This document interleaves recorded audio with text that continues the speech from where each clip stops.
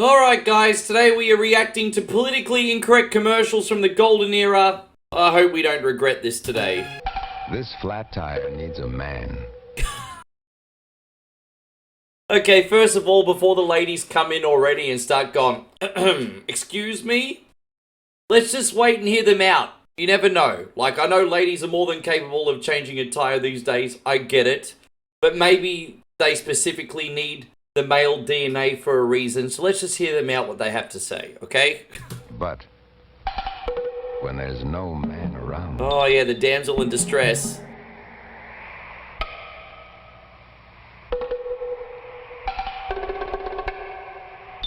Alright, she's in the phone box. What could go wrong? When there's no man around, Goodyear should be. That's alright, ladies. Just remember, you're all dainty and hopeless. You need us to rescue you. Don't forget it. Why? Watch this. New Goodyear Double Eagle carries its own spare inside. Ah. Safety spare. A tire in a tire. I wonder what tire is the standard bearer these days. Next Always time, know Bridgestone and Goodyear are give her up a there. second chance. She finally had that man to come and rescue her. And Goodyear. Very nice. We're off to a great start. Kool-Aid Kids in Japan. Oh no, what's gonna happen here? Okay.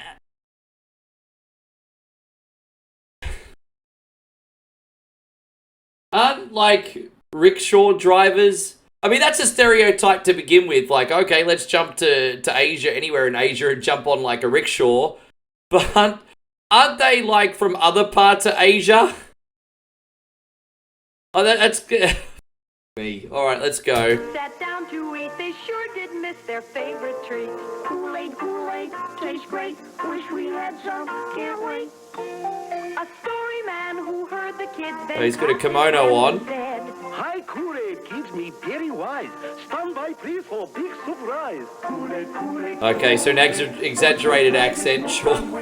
Honorable Kool-Aid, most refreshing, much loved by whole family. Father, mother, Japanese boy, Japanese girl. A package make 2 full quarts, cost only 20 yen, just 5 cents, with lots of ice. Okay. So nice. Look, I know the exaggerated accent might be a little bit, in this day and age, offensive to some. I think it's about nuance and knowing the intent. So, you know, if people come up to me, for example, and they're like, oh, g'day, mate, let's put another shrimp on the barbie. Oh, you got a Foster's? If it comes from a place of friendship and banter, that's fine, you know what I mean? I think if the intent is to mock and make fun of someone for their culture or their background or where they're from, even the color of their skin, whatever, then that in the intention in itself is not okay. I'll let you be the judge on this one, guys. Some of it seems fun, some of it definitely seems dated, for sure. I do know I feel like a Kool-Aid now. Tonight, right after Animal House, Eric Estrada and Howard Hessman meet the Dream Girls. Oh, hello, ladies. I'll just knock you dead. Morgan Fairchild, Linda Carter, Kathy Lee Crosby, Victoria Principal, and much, much more. Oh, the sexy ladies from the late 70s, early 80s. They're the sexiest super ladies. Oh, it's the old casting couch. Later tonight. Oh my god, that was so creepy. Okay, oh, objectifying ladies. Hey, look, you know what? We are men. We like good-looking women and we like titties. That is how we are biologically wired. It just is what it is. You ladies are allowed to like six-packs and a guy with a high bank account as well. I'm not offended by that. It is what it is. Run your mill with the same kind of skill that's been passed through your family to you. Hey, see, I already like this old-school masculine work. You know, going out there in the mill, the steel factory, out in the field, whatever. This is man's work right here. I don't know what's possibly wrong with this, but we're going to find out. You're the kind of a man likes to work with his hands. Beech nuts the tobacco you chew. Beech nuts the tobacco you chew, and it's been that way, father and son, for a long time. Beech nuts smoother, moister, more delicious. Try it. Yeah, beech nuts the tobacco you... Wait, beech nut... I thought they were gonna do something here really sexist or something like that. And then now it's just promoting beech nut chewing tobacco. Oh, that's freaking awesome. Oh my gosh. I guess chewing on nuts outside of the bedroom just doesn't fly these days anymore.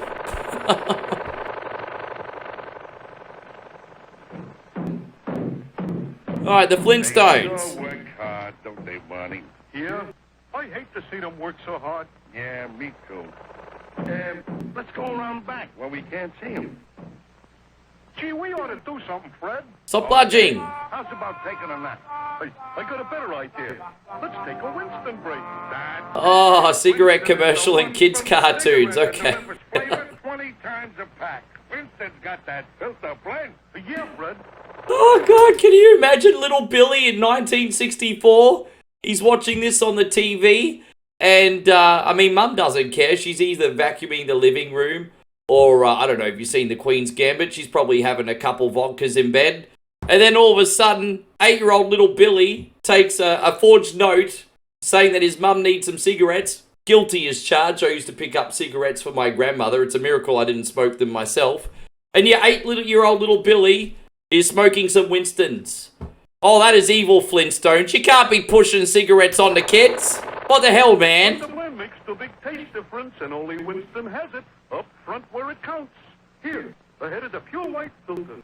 Winston Little Billy's gonna have lung cancer by the time he's 15. Specially processed for good flavor in filter smoking. Yeah, Barney, Winston tastes good, like cigarette. You know what? Little Jemima might start smoking them at 9. The Flintstones has been brought to you by Winston. Oh my god, that is terrible. Best tasting filter. There's like 8-year-olds watching this. Good like a cigarette should. I tell you what, parents in my generation, even Generation X, even Generation Y, you got no one to blame but yourselves if your kids become smoking. Don't be too hard on them if you catch them behind the dunnies or the shed. Because this shit used to be on the TV, and kids are smart. We all got access to this stuff. I bought the fresh stick, just as you told me. Oh, You're absolutely right. It is neat and quick, and it goes on dry. so is this deodorant, or is this kind of like Vagisil, use it diligently on like South Park? We're gonna find out. It did make me feel cool and sweet, just as you said. I'm starting to think it's a Vagisil-like product. I did everything you said, but my boss still hasn't asked me to lunch. Unlike some deodorants, Fresh doesn't guarantee you'll get ahead in business. All Fresh does is keep you fresh. Oh, what a different time it was back then. Like, ladies back then, in these commercials at least anyway, were raising their hand to get sexually harassed for a pay rise. Fuck. Oh my gosh, I think the Femos are gonna kill me at the end of this one. Oh no. What's wrong? Oh, it's your coffee again. The desk sergeant at the station makes better coffee than this. Oh my god! Oh my gosh! I think unless something is really, really, really bad, and look, I'm not gonna dub myself or wrap myself out. My beautiful woman makes a lovely feed and lovely drinks. But unless it was absolutely putrid, I'm not going to hurt her feelings like that, you know what I mean? I think it's about the intent at the end of the day. If your woman is willing to cook and provide for you, I mean, why would you insult her? She's just going to stop doing it, and then you're going to have to get your own damn stuff. I don't think that's very clever. Ed, really? Sorry, honey. But your coffee tastes terrible. At least she stood up for herself. Mr. McGregor, please help me. Carol, what's the matter? My coffee. Ed says he gets better coffee at the police station. Why not try new instant Folger? Oh, okay, yeah, we don't have Folgers in Australia, but everyone in America is always telling me they still drink Folgers even to this day. I'll have to see if I can get some on Amazon and I can have like a bit of an American coffee taste test. I'll look out. Oh, I said new instant Folgers, Carol.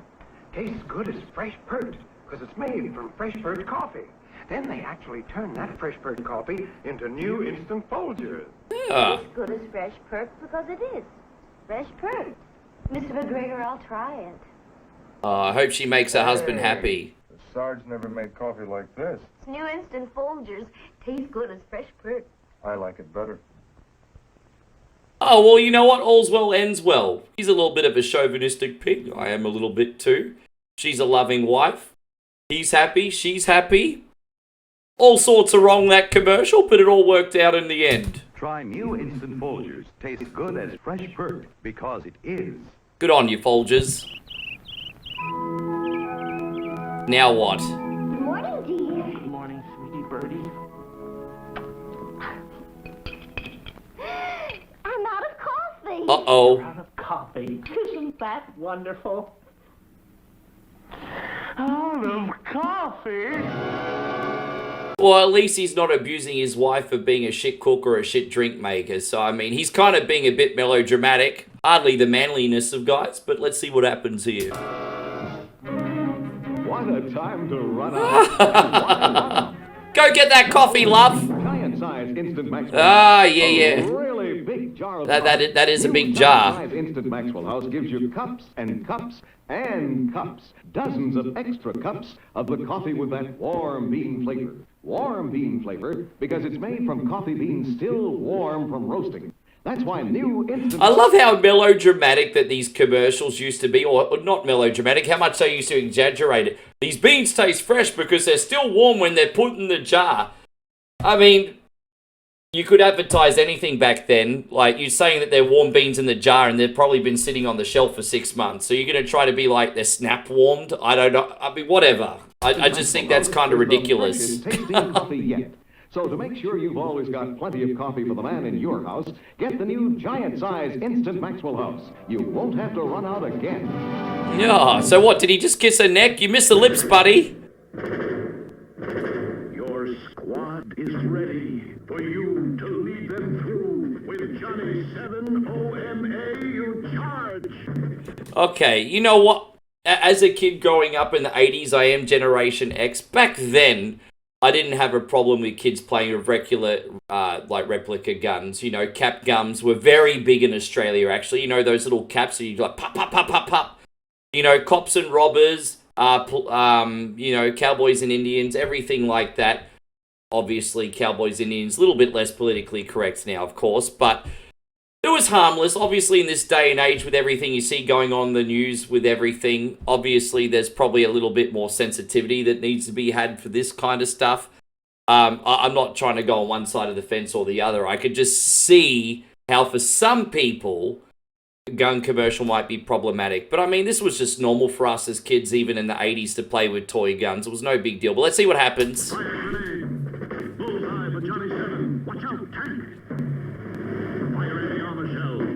Fire anti-tank rocket. Johnny 7's got him on the run. Johnny 7 fires bullets like... Man, these are pretty realistic looking things. What do you think, this is the 60s? And toy guns were pretty sweet back then. I know we're supposed to be offended by this, but I'm not. This was just normal kids' behavior back then.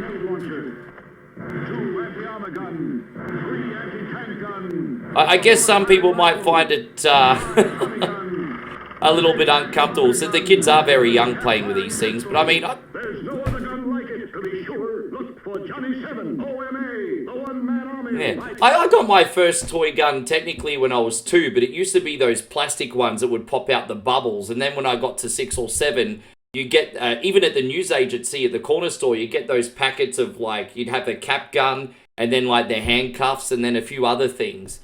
So, I mean, not that big a deal to me, to be honest. Just a product of yesteryear. I'll take you on a trip you'll never forget. I'll bring you your lunch. I'll hang up your coat for you and let you watch movies. I'll take your little old mind off flying. By the time I've finished, you won't even know you've been on an airplane. Well, this lady sounds like an absolute dream. I want to know what the catch is. Oh, that's exactly what will have happened. 'Cause I work in Acme Car Wash as a hostess. So come on down to Acme, and while your car is being washed, let little old Caroline clean you out, too. Hey, I mean, look, it's up to the ladies at the end of the day. I know everyone's like, oh, you're washing cars in bikinis? It's so sexist, blah, blah, blah, blah, blah. I mean, what do you think is worse these days? A sexy lady in a skimpy bikini washing cars, generating more business for a car wash, or jumping on the freaking OnlyFans, which is what people consider to be empowering these days? I think that's freaking crazy. And look, she's even dressed. She's not even wearing the bikini.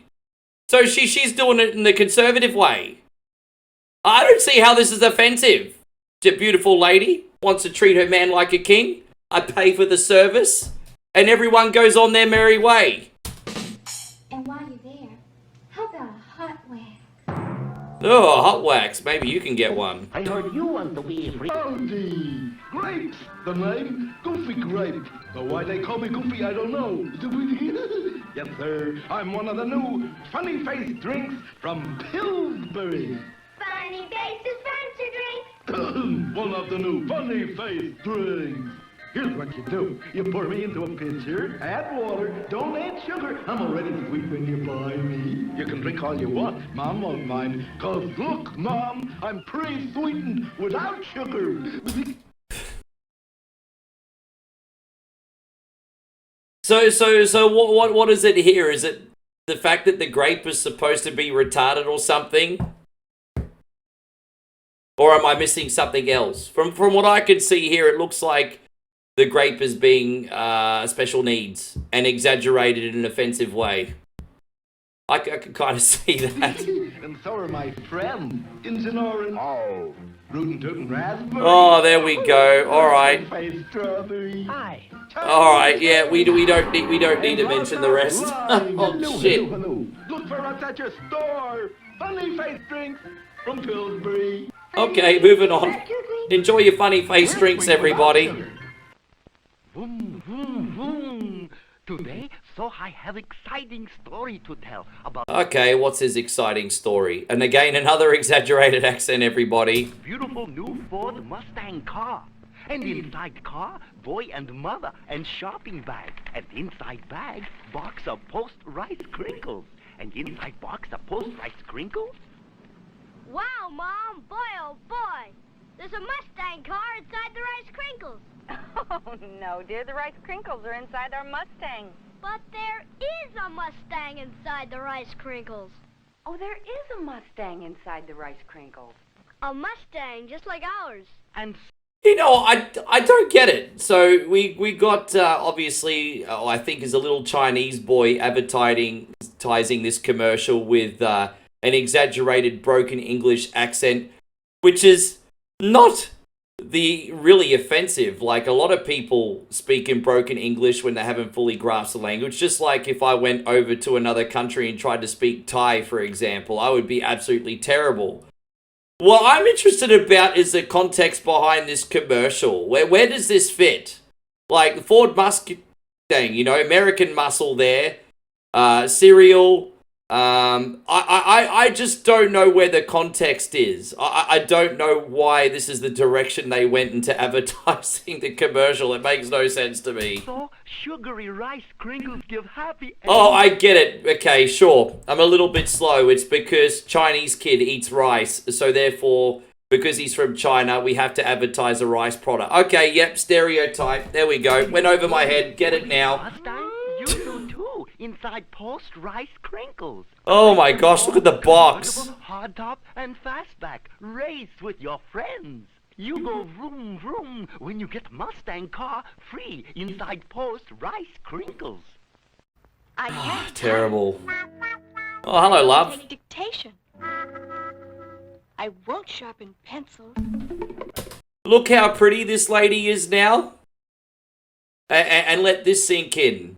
If she's still alive right now, this lovely cougar is probably about 100 years old.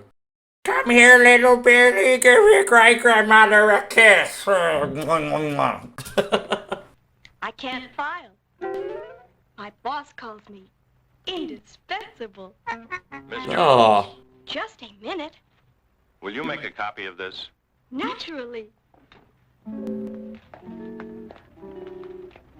Wow, talk about productivity in the workplace. 914. You know, this type is this type is the one that's going to be ending marriages across the USA. Copies of whatever my boss needs by just turning a knob and pushing a button. Anything he can see, I can copy in black and white on ordinary paper. And am I fast? I can make 7 copies in a minute. By the way, I never need wet chemicals. My 914 is a dry machine. Powder dry. Look how much she strives to make her boss happy at work. She's like, yes, Mr. Peterson. No problem, Mr. Peterson. What else can I photocopy for you, Mr. Peterson? And then she probably goes home and yells at her husband and tell him what a dropkick he is. Sometimes That's my guess. boss asks me which is the original. And sometimes, I don't know. Here, Mr. Smith, I'm going to lunch with Mother. Oh, it's Mr. Smith. Mr. Peterson was last week's boss.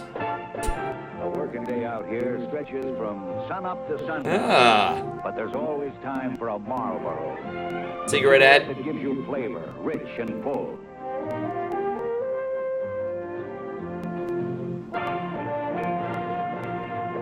I don't see a problem here right now. This is just your good old-fashioned cigarette commercial so far. Obviously, they ceased to exist pretty much from the late 80s, early 90s, when everyone discovered people were dropping dead from cancer. This was just a sign of the times. Nothing offensive about this so far. I feel like there's going to be a punchline here. You get a lot to like with a Marlboro filter, flavor, pack or box. Come to where the flavor is. Come to Marlboro country. Oh well, I guess we're going to end with a harmless one. Guys, let me know which commercial was your favorite or which one was the most offensive. Thank you for watching today. We will see you on the next video. Take care, everybody.